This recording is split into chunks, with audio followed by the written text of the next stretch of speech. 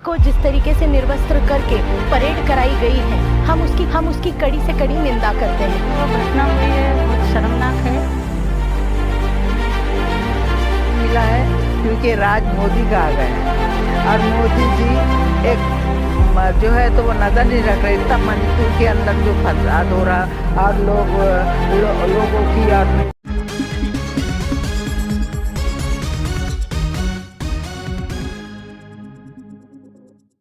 हमारे देश में महिलाओं को 50% आरक्षण मिला हुआ है।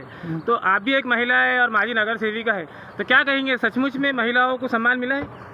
नहीं, अभी ये देश में तो महिलाओं को कोई सम्मान नहीं मिला है क्योंकि राज मोदी का आ गया है और मोदी जी एक जो है तो वो नज़र नहीं रख रहे। इतना मणिपुर के अंदर जो फसाद हो रहा और लोगों की और लेडीज़ों की बेहुरमती हो रही है, वो उधर एक नज़र भी देख नहीं सक रहे। तो मोदी जी जो जातिवाद और जो फसाद फैला रहे हैं, उनका काम है कि वो जाके मणिपुर में देखे और वहाँ पर जाके इंसाफ करे। आपका पूरा नाम बोलिए। आबिदा बेगम, माजी नगर। आप जो मणिपुर में घटना हुई, आप डिविजनल कमिश्नर ऑफिस में निवेदन देने आए हैं, तो क्या क्या मांगनी थी आपकी, विस्तार से बताइए। हम यहाँ पर आज डिविजनल कमिश्नर ऑफिस में मौलाना आज़ाद संयुक्त मोर्चा, मौलाना आज़ाद यूनाइटेड फ्रंट की जानिब से यहाँ पर आए हैं और निवेदन देने के लिए आए हैं कि मणिपुर में जो एक हिंसक कृत्य हुआ है, एक नारी को जिस तरीके से निर्वस्त्र करके परेड कराई गई है, हम उसकी कड़ी से कड़ी निंदा करते हैं।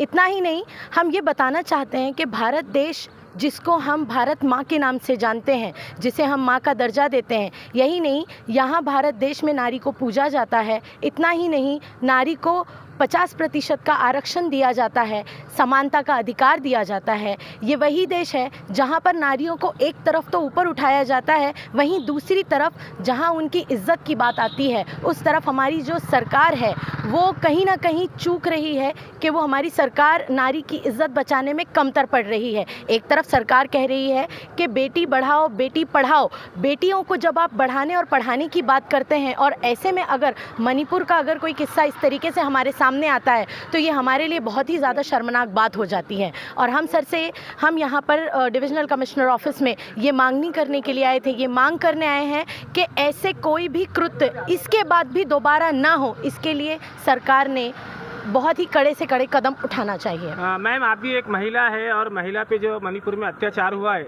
और कुछ दिनों के बाद में लोकसभा, विधानसभा सभी के इलेक्शन होने वाले हैं, तो महिलाओं का रुख क्या रहेगा सरकारों के खिलाफ?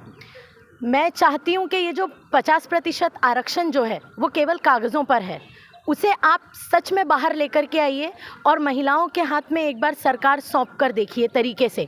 अगर महिलाओं के हाथ में सरकार रहेगी तो जिस तरीके से वो अपने घर को और बाकी की चीज़ों को मैनेज कर सकती हैं, वैसे ही हम अपनी जो राष्ट्रपति हैं इस वक्त द्रौपदी मुर्मू जी, मैं कहना चाहूँगी कि वो राष्ट्रपति पद पर बैठी हुई हैं, तो उनके सहायता करने के लिए हम सभी लोग उनके साथ इस तरीके से खड़े रहना चाहेंगे। आपका पूरा नाम बोलिए। जी, मेरा नाम राजिया कादरी है। के ऊपर डिविजनल कमिश्नर ऑफिस में निवेदन देने आए, तो क्या आश्वासन मिला और सरकार से क्या उम्मीद रखते हैं कि ऐसी घटना दोबारा ना होगी? बोल, ये जो मणिपुर की जो घटना हुई है बहुत शर्मनाक है और ये ऐसा नहीं है कि सब धर्म जाति के लोगों के लिए शर्मनाक बात है।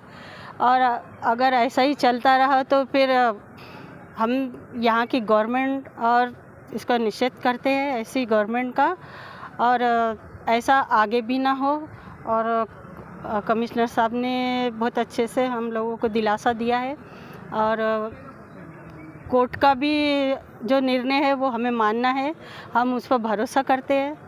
आगे जो होगा, अगर नहीं हुआ तो आगे और कुछ करेंगे हम लोग। आपका नाम बताइए। मेरा नाम सलमा बानो मीर मोहम्मद अली, माजी नगर। देश का चौथा स्तंभ कहलाता है, तो क्या आपको न्यायपालिका पे विश्वास है?